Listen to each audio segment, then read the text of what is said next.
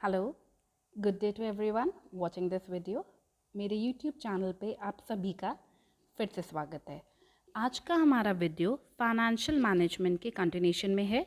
इससे पहले वाले वीडियोस में हम लोगों ने फाइनेंशियल मैनेजमेंट का इंट्रोडक्शन लिया था और आज के इस वीडियो में हम स्टडी करेंगे फाइनेंस फंक्शन का रोल ऑफ फाइनेंस या फाइनेंशियल फंक्शन इन बिजनेस या व्यवसाय के अंदर वित्तीय कार्य की महत्वता, उसकी ज़रूरत, उसके उद्देश्य।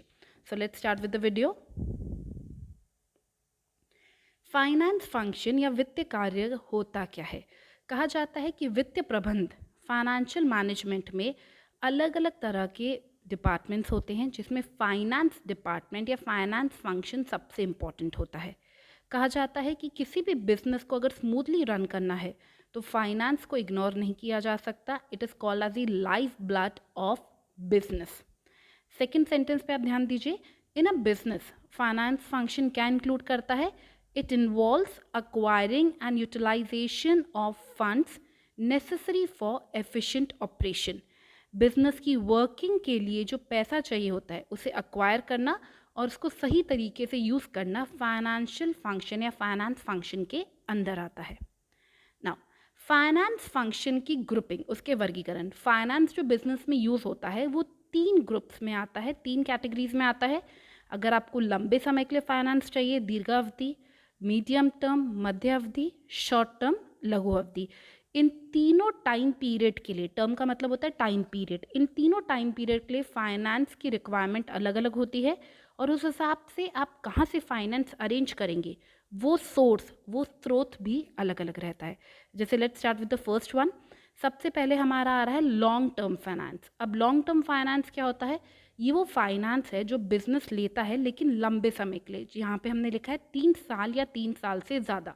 अगर आपको 3 साल या उससे ज़्यादा टाइम पीरियड के लिए फाइनेंस चाहिए तो आप कहाँ से अरेंज करते हैं? Owners capital. ओनर्स कैपिटल का मतलब है शेयर्स, खुद की पूंजी जो हम शेयर्स के थ्रू अक्वायर करते हैं। इक्विटी शेयर हो जाए, प्रेफरेंस शेयर हो जाए।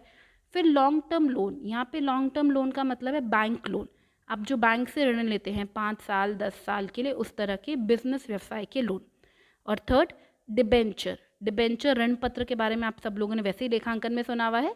तो ये 3 बेसिक कॉमनली यूज किए जाने वाले दीर्घ अवधि वित्त के स्रोत या सोर्सेस है। सेकेंड ग्रुप आता है हमारा medium term finance. Medium term finance मध्य अवधि। जैसे लॉन्ग टर्म होता है 3 साल से ज़्यादा, ये मीडियम टर्म आता है 1 to 3 ईयर्स के बीच में। इसके सोर्सेज वापस वही कॉमन है, बैंक लोन। अब बैंक लोन यहाँ भी दिख रहा है, लॉन्ग टर्म में भी दिख रहा है। वो डिपेंड करता है कि वो कितने टाइम पीरियड के लिए लिया जा रहा है, उस हिसाब से वो वेरी करता है। और दूसरा इसमें आपको सोर्स दिख रहा है फाइनेंशियल इंस्टीट्यूशन, यानी कि वित्तीय संस्थाएं। वित्तीय संस्थाएं वो होती हैं जो आपको ब्याज पे पैसा देती हैं। ये संस्थाएं बहुत कॉमन है, यहाँ पे देखी भी जाती हैं। जैसे अगर मैं 1-2 नाम आपको बताऊं, Muthoot finance, Manappuram gold loan, Bajaj finance, ये नाम आपने सुने होंगे। तो इस तरह के इंस्टीट्यूशन वित्तीय संस्थाएं कहलाती हैं जो हम लोगों को लोन पे पैसे देती हैं। थर्ड आपके आ गए शॉर्ट टर्म फाइनेंस, लघु अवधि वित्त। शॉर्ट टर्म अकाउंट्स में आपने सुना है करंट जैसे कनेक्ट होता है, 1 ईयर से कम। शॉर्ट टर्म फाइनेंस वो होता है जो 1 साल से कम पीरियड के लिए दिया जाता है। अब इसमें बैंकों का रोल नहीं होता। इसमें जो सबसे इंपॉर्टेंट शॉर्ट टर्म चलता है वो है बैंक ओवरड्राफ्ट। ये टर्म आप लोगों ने पहले सुना होगा। बैंक ओवरड्राफ्ट एक बहुत ही शॉर्ट टर्म लोन है जो करंट अकाउंट होल्डर्स को दिया जाता है जब उनके अकाउंट में पैसे कम होते हैं और उनको टेम्प्ररी, कहते हैं 1-2 दिन या हफ्ते के लिए अगर अपना लोन फाइनेंस करना हो तो इस ओवरड्राफ्ट को यूज़ करते हैं। ये जनरली बिजनेसमैन को ही दिया जाता है क्योंकि करंट अकाउंट बिजनेसमैन ही खोलता है। और ये ओवरड्राफ्ट खाली आपके अकाउंट में चेक को क्लियर करने के लिए दिया जाता है कि इनकेस अगर आपके पास फंड्स नहीं है और आपके फंड्स की कमी हो रही है तो ओवरड्राफ्ट क्या करता है, आपको पैसा विड्रॉ करने की परमिशन दे देता है, जितना आपके अकाउंट में हो उससे ज़्यादा। ऑफ कोर्स इसके लिए आपको बैंक मैनेजर से परमिशन लेनी पड़ती है। इसी तरह से सेकंड आपको वहाँ दिख रहा है कमर्शियल पेपर।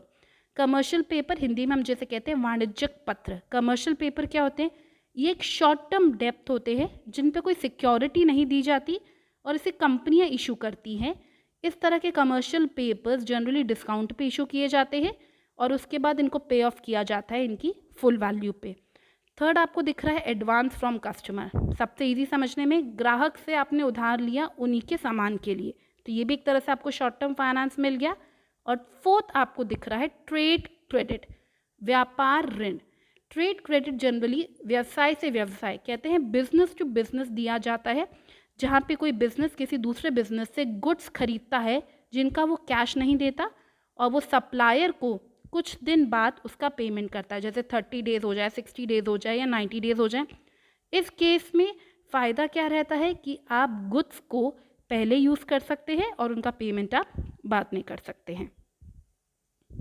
तो ये थे 3 तरह के finances, short term, medium term and long term. अब आते हैं मेन स्लाइड पे या मेन पॉइंट पे इस वीडियो का, कि फाइनेंस फंक्शन का रोल क्या है। फाइनेंस फंक्शन का रोल उसके ऑब्जेक्टिव डिफाइन करते हैं कि फाइनेंस फंक्शन की ज़रूरत क्यों होती है, उसके ऑब्जेक्टिव्स क्या हैं। उसके 4 तरह के उद्देश्य हैं, उन उद्देश्यों को आप देख सकते हैं स्लाइड के अंदर। हमने 4 तरीके के प्रेफर किए हैं। पहला है इन्वेस्टमेंट डिसीजन, सेकेंड है फाइनेंसिंग डिसीजन, थर्ड है डिविडेंड डिसीजन, फोर्थ है लिक्विडिटी डिसीजन। इनमें से पहले 3 आपको हर बुक में हर जगह अवेलेबल हो जाएंगे, लेकिन जो फोर्थ है वो कहीं कहीं पे अवेलेबल होगा, कहीं कहीं पे नहीं होगा। आप चाहें तो उसे लिख सकते हैं, चाहे तो आप अपने हिसाब से फर्स्ट 3 को तो कवर करना ज़रूरी है। सबसे पहले पैसे की ज़रूरत का उद्देश्य होता है निवेश का निर्णय लेना, तो सबसे पहले उसके बारे में पढ़ते हैं। इन्वेस्टमेंट डिसीजन, इन्वेस्टमेंट या निवेश का मतलब है कि यहाँ पे एक फाइनेंस मैनेजर ये डिसाइड करेगा कि पैसा कहाँ पे लगाया जाए। पैसे की बिजनेस को ज़रूरत पड़ती है, जैसे हमने सेकंड सेंटेंस में बोला है, वर्किंग कैपिटल, कार्यशील पूंजी। एक होता है फिक्स्ड कैपिटल, स्थिर पूंजी, और दूसरा होता है वर्किंग कैपिटल। दैट मीन्स अब वर्किंग कैपिटल वो होता है जो डे टू डे वर्किंग के लिए हमें पैसा चाहिए होता है, और दूसरा जो हम फिक्स्ड एसेट में लगाते हैं, जो कि सेकंड टॉपिक में आ रहा है, कैपिटल बजटिंग डिसीजन। तीसरा इसमें है मर्जर्स के लिए, फिर कुछ खरीदना हो एसेट्स या उन्हें लीज पे लेना हो। तो इस तरह के डिसीजंस भी इन्वेस्टमेंट डिसीजन से कनेक्ट होते हैं, क्योंकि यहाँ पे जो पैसा लगता है वो लंबे समय के लिए लगता है। तो कार्यशील पूंजी आपके वर्किंग कैपिटल को कहते हैं। कैपिटल बजटिंग डिसीजन आपके एसेट से रिलेटेड होता है कि कौन से प्रोजेक्ट में पैसे लगाने हैं। मर्जर आपने सुना ही होगा, जब एक कंपनी और दूसरी कंपनी एक साथ मर्ज होते हैं, एक साथ जुड़ते हैं। एंड फोर्थली एसेट्स को खरीदना या उनको लीज पे लेना। इन्वेस्टमेंट डिसीजन हमारे लिए इम्पॉर्टेंट क्यों है, इसको क्यों सावधानी से किया जाना चाहिए, क्योंकि इन्वेस्टमेंट डिसीजन कंपनी को प्रॉफिट कमाने में मदद करती है।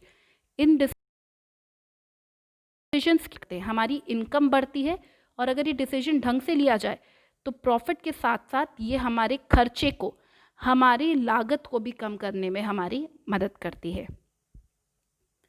सेकेंड डिसीजन जो फाइनेंस से रिलेटेड होता है वो होता है फाइनेंसिंग। फाइनेंसिंग का मतलब अब पैसा लाया कहाँ से जाए, इक्विटी या बोरोड। इक्विटी का मतलब यहाँ पे है शेयर्स, कि इक्विटी के थ्रू, प्रेफरेंस शेयर्स के थ्रू, यहाँ पे इक्विटी को खाली इक्विटी शेयर ना समझा जाए, these are general shares. Borrowed का मतलब डिबेंचर्स भी हो सकते हैं, लोन भी हो सकते हैं। कंपनी को दोनों तरीके के सोर्सेज को यूज़ करना चाहिए। जैसे we have written, from the 2 options a decision appropriate mix for short term and long term financing is made. हम ये नहीं कहेंगे कि इक्विटी इज गुड, हम ये नहीं कहेंगे कि borrowed is good, both are good. सबके अपने प्रॉज एंड कॉन्स होते हैं, इन दोनों के भी कुछ फायदे और कुछ नुकसान है। तो इन दोनों विकल्पों से आपको एक मिश्रण ऐसा ढूंढना पड़ता है जो कंपनी के लिए फायदे का रहे। थर्ड लेवल का आपका डिसीजन है डिविडेंड डिसीजन। डिविडेंड लाभांश जो हम शेयर होल्डर्स को देते हैं, ये भी फाइनेंस से कनेक्टेड है। These decisions are how much, कितना आपको लाभांश देना है, हाउ फ्रीक्वेंटली, कितने टाइम पीरियड में देना है, and in what form. What form का मतलब आप उन्हें कैश में दे रहे हैं या डिविडेंड के लिए आप उन्हें नए शेयर्स दे रहे हैं, ताकि उस तरीके से कैश ओनर्स को मिले। ओनर कौन होते हैं? हमारे शेयर होल्डर। रिटर्न का मतलब उन्होंने पैसा लगाया तो बदले में उन्हें क्या क्या मिलेगा। A balance between profit retain and amount paid should be maintain. Profit retain का मतलब कंपनी ने जितना भी लाभ कमाया उस सारे लाभ को वो डिविडेंड के तौर पे लाभांश के रूप में शेयर होल्डर्स में नहीं बांट सकती, कुछ उसको अपने पास रखना चाहिए आगे की ज़रूरतों को पूरा करने के लिए। लास्टली लिक्विडिटी डिसीजन, तरलता का निर्णय। लिक्विडिटी क्या होती है? कंपनी के पास हर वक्त पर्याप्त मात्रा में पैसे होने चाहिए ताकि वो बिल्स पे कर सके, या अब कभी भी फ्यूचर में, भविष्य में कोई इमरजेंसी आ जाए तो उसके पास उस वक्त कैश रिजर्व होना चाहिए। ये डिसीजन इन्वॉल्व करता है करंट एसेट्स के आसपास, कि आपके पास इतने करंट एसेट्स होने चाहिए जिन्हें आप इमीडिएटली कैश में कन्वर्ट कर सको, ताकि कभी भी कंपनी पे कोई भी मुसीबत आए तो उसे इंसॉल्वेंसी, दिवालिये की तरफ नहीं जाना पड़े। So that's all for this video. Thank you for watching.